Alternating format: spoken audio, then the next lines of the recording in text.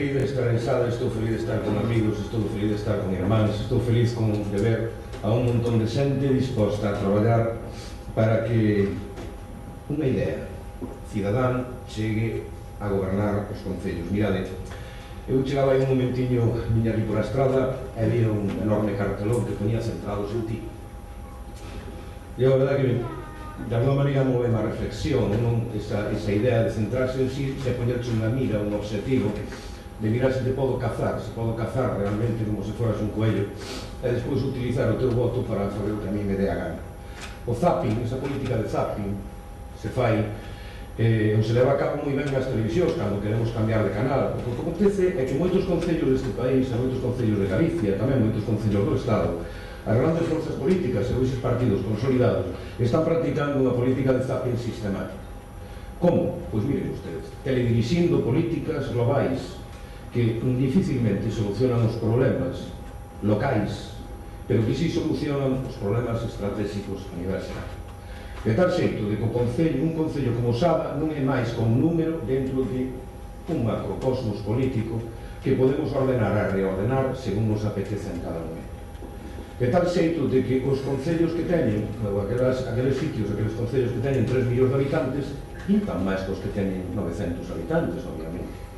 Teñen máis direitos incluso aqueles concellos grandes, aqueles concellos máis influentes, aqueles concellos que son capaces de impoñer certas expectativas de política de discriminatoria con respecto ao resto dos cidadáns que tamén pagan impostos, que tamén viven, que tamén necesitan de educación, que tamén necesitan de emprego e de moitísimas outras cousas máis. E ese zapping que existe a nivel do dirixismo da política global dos partidos tamén existe en cando falamos dos candidatos.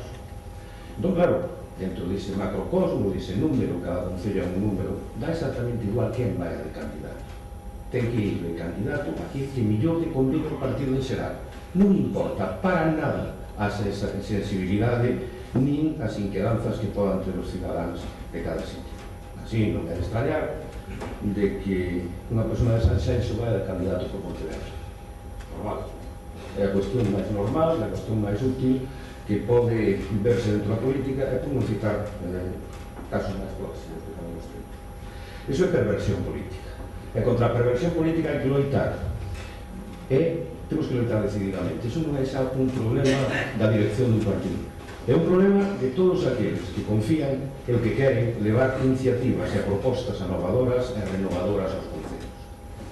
Porque aquí van outra pregunta. Quen gana realmente as eleccións en Sada?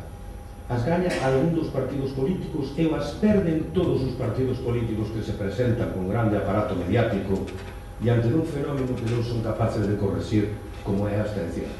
Pero, oye, que en Sada tamén hai un montón de votos en blanco, é dicir, un montón de cidadáns que van ás urnas cada vez que os convocan as eleccións municipais e dicen, mire, cumplo co meu deber como cidadán, pero non voto a ningún dos que están porque é máis de lo mismo ou ningún días me gusta. Obviamente, se temos esa circunstancia de que gaña a abstención, de que as forzas políticas non cumplen as expectativas, entón temos que tomar medidas e temos que presentar candidatos que non sean unha expectativa, senón que sean unha esperanza.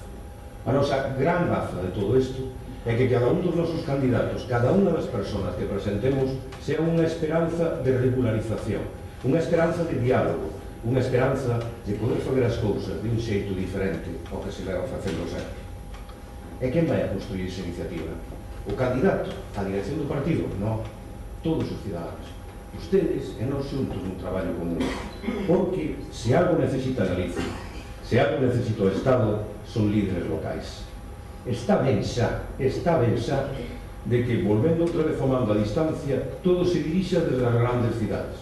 Todo se dirixa desde os grandes núcleos de poboación e parecen asuntos de Estado, pois ao mellor un problema que podan ter de que lle abran as comportas, como me contaban a mí aquí en un momento, pois perto daqui da playa, cando non poden a depuradora sanear todo. Non, ten que dirixirse desde os propios concellos. Ten que existir esa clase política e esa capacidade política de dirixir a política que nos interesa a cada un de nós en o noso foco. Por iso, entre todos, temos que construir un partido. Por iso, cando falamos de historia, e que conste que me gusta moito falar de historia do galeguismo, Pero o galeguismo ten a fortuna de ter un profundo pasado, 75 ou 76 anos de historia, e ainda máis anos de futuro. O ter historia, de verdade, que vale de moi pouco se non se ten futuro. Únicamente acabar dentro dunha tesis de doctorado, ou dentro dunha biblioteca arquivado de mala maneira. Afortunadamente o galeguismo ten futuro, e para que teña futuro temos que construílo nós. E temos que construílo do xeito que necesita a sociedade do século XXI. E do xeito que necesitamos construílo nós, con toda a valentía, sin medo, coa autoestima de que nós temos capacidade ideolóxica de liderazgo para presentar ideas e levarlas a cabo. Eso, evidentemente, é o resumo de todo un montón que queremos, de cousas que queremos fazer, sempre baixo do slogan que pode resumirlas, é que Pedro é a xente, a candidatura inteira. Pensada nesta candidatura hai moitos números 1 que decidiron que tiña que haber un número 1, que é Pedro, pero afortunadamente estamos falando de unha candidatura completa, de unha candidatura moi poderosa, non dun rebaño. Iso tamén algún día tenemos que empezar a pensar ou a distinguir entre as candidaturas rebaño con pastor e con o resto todo, de aquelas que teñen opinión, capacidade de decisión e aportan ideas. Pois a máxima desa candidatura será sempre construir o Partido Galeguista en Sade ou en calquer outro sitio. Non lle apetece asinar ninguna iniciativa, nin pôr en marcha ninguna iniciativa que non conxugue o verbo construir. Por iso, cando falábamos dun estatuto galego, estábamos falando dun estatuto non para destruir a unidade de nada nin a consunción de algo, senón ao revés, para axudar a vertebrar e a construir outra cousa porque hai, non nos apetece nin nos parece lógico. Nestas municipais en Saba, en moitos concellos de Galicia, perto de 100 concellos de toda Galicia, o galeguismo encepta unha marcha decidida cara a Xunta de Galicia.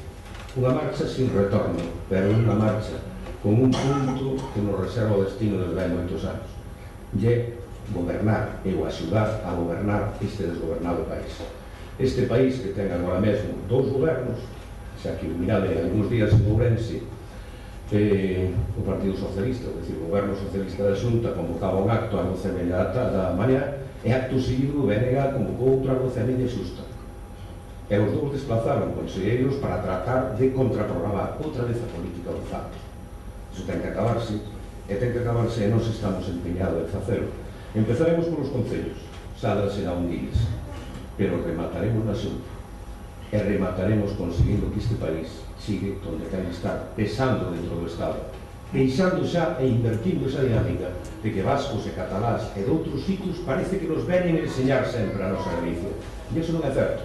Iso tamén é unha perversión histórica. O movimento galeguista naceu antes con movimentos nacionalistas catalás e vascos, co catalanismo e co vasquismo. Enseñoulle moitas cousas desde o punto de vista da internacionalización, pero a historia escriben os vencedores e de momentos humildes. Pero iso invertiuse.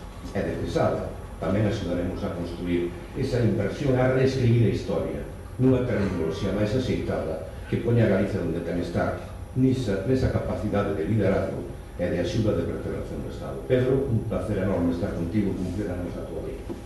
Moitas gracias.